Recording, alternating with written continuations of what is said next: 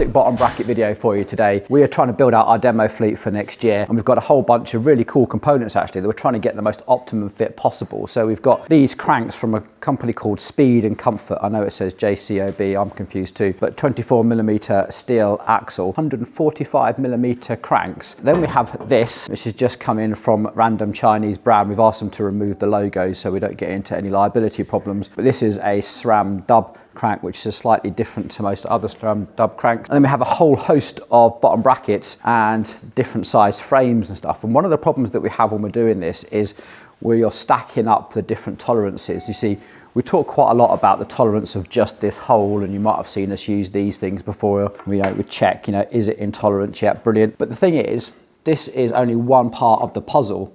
So this being 46mm or this being 45.95 isn't always enough, you see, because everything has to work together, and all those charts that we have are only just one part of the puzzle. So we might have, for instance, the bottom bracket shell, that's one fit, and then after that we have a bearing that has been inserted into here, and then of course we have a top cap which goes into here to make up the gap, and then finally we have the shaft. So there's a whole stack of shafts, holes, shafts, holes, shafts, holes, and every single time that we add another piece to the equation, any sort of intolerance sort of gets magnified as we go. So what might measure perfectly might not end up as a perfect experience if any part of the system is not quite right as well. So we work here with a whole bunch of solutions. So the very easiest one, if you don't want to do any messing around at home, dead easy, just go and get one of the plastic shelled bottom brackets, because there's so much compliance built into this, you can't really get it wrong.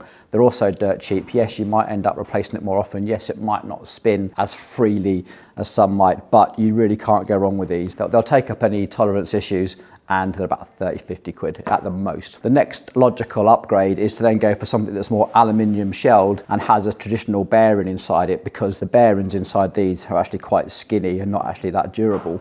So you might want to go for something that has a bearing that we recognise, one of the ISO bearings, which you can service, you can take the seals off, you can look after them, change the greases, etc. But they also don't compress very much, so any sort of intolerance here is going to be transferred through to the bearing. And then of course, these bearings themselves come in different tolerances and specifications. You've probably seen things like ABEC 3, ABEC 5, ABEC 7, but also codes that we use in the cycling industry like CN and C3. I feel like now is a good time to have a quick recap on bearings. So that ABEC rating is probably more familiar in sporting goods, so cycling and skating. It sits outside of ISO, but it's actually a measure of the overall precision of a bearing. So the OD, the ID, the width, and of course the run out. Now, in cycling, we normally have ABEC ratings of 3 and 5. Sometimes you see 7, it goes right up to 13, I think.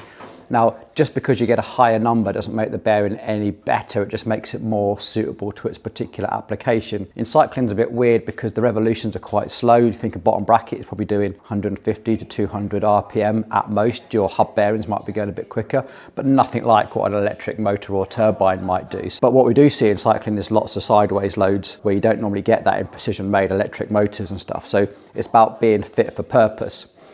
Sometimes on bearings you'll see an ABEC rating actually use the ISO system, which is a P rating, and you normally see a P5 or P6. So for instance on this Decoding bottom bracket you can see here it's got a P5, whereas on enduro bearings you'll see an ABEC rating.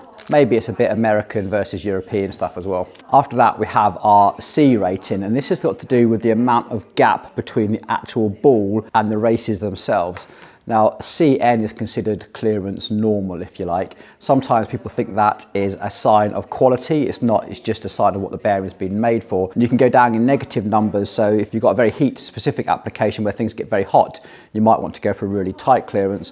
On the other side, if you're putting a bearing in very non-conformist shells, you need, and you know if it's going to be compressed, you might want a bit more breathing space, if you like, for your bearings. So again, in cycling, we tend to see C3. I can show you here on an enduro bearing, you'll see it marked here C3. There's an NSK bearing here marked C3. So sometimes when bottom brackets come with a CN bearing, we sometimes need to swap it out for a C3 bearing because everything needs a bit of breathing room. Now, there's one more thing that you might see, and that is the grade of the actual ball. So the balls that go inside come with a grade as well, and this is to do with how polished they are, the surface roughness, and the actual overall roundness as well. We tend to see grade 10, sometimes a little bit higher. It's not always actually advertised. So one last thing, what about ceramic bearings, things like this? Well, in cycling, they're normally hybrid ceramics, so a steel outer and inner race, but they use a silicon nitrate ball, which is significantly harder. The benefit of this is that you can use less grease. So you tend to find these come with really high performance grease like this Kluber grease. Ceramic Speed have their UFO grease. Chris King has their silver grease. And the benefit really is removing some of the lubrication, and that thick viscous grease is what sort of slows a bearing down. Sometimes you might get a slightly higher performance or longer durability. It'll all depend on how well you service it and whether you actually service it with the right grease and the right amount of grease. Then of course we have the tolerances coming back the other direction. So imagine your frame has got a BB386 Evo 46 to 45.95 and you're right on the small end of that. And then let's take your bottom bracket that you're about to insert into it, which could have a much tighter tolerance, but it still has a tolerance. So let's say 46.005, and let's say it's right on the top end of that. And then coming from the other direction, you take your shaft. I know this is a dub one, but I've got Shimano written down here. Again, it could be 24.00 something, so you could be right on the top end of the tolerance for the shaft. And then the top hat as well. If you've got a metal top hat or a Delrin one that hasn't got any compliance, and again, that's right on the top end of its tolerance, all of that has to go somewhere, and it's our bearing that has to, if you like, take up the slack. So if you then force a CN bearing in there, that bearing will literally just bind, and it will not last very long if you try and force it to rotate. So sometimes you need to measure from both sides and decide on just the most appropriate bearing for the application, or which end are you going to start modifying to make a perfect fit. So the more we get third-party manufacturers in on the game and making cranks, the more we have to worry about sort of manufacturing discrepancies. So these two, in theory, should both be dub. Now you do get discrepancies just in dub cranks themselves. Now here we've got 0.98. Small differences can exist. And that's just on one axis, by the time you rotate it, nothing is ever perfectly round. And then this is, again, 28.97, so a little bit on the small side. This kind of all plays out once you actually get to your top caps. You can feel those tolerance changes. Now, that is an exceptionally tight fit on there. I can barely get it on. And yet here on the SRAM one, that is what I'd call a right fit. So these are the sort of things that we always check for. It's not just a case of always throwing all your attention at the frame. Sometimes you've got to look at these. These lot of top hats can be your friends. They can solve an awful lot of problems. And of course, as always, your bearings are there to help take up some of the slack in between. At this point in the video, I know you're all screaming at me, threaded bottom brackets. Totally agree with you. But let's agree that if we are going to do threaded bottom brackets, it needs to be like this, a full aluminium tube bonded completely into the frame on both sides.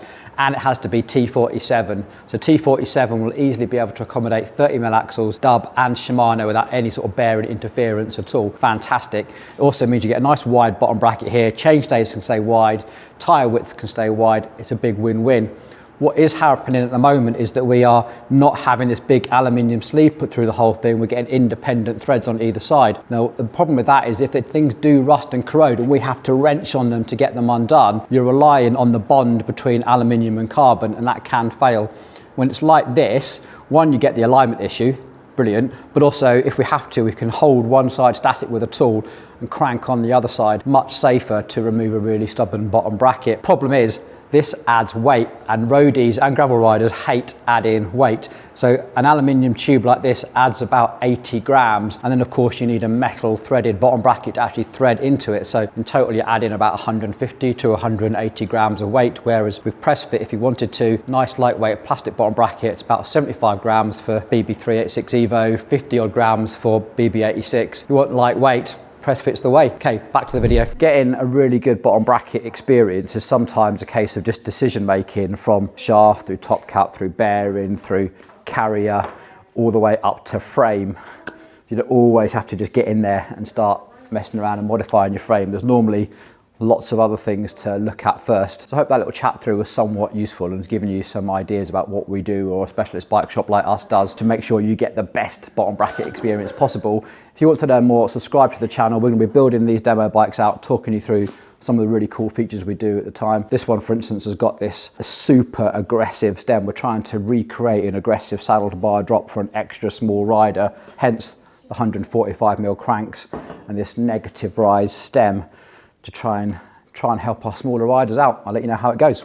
Thanks for watching. See you on the next one.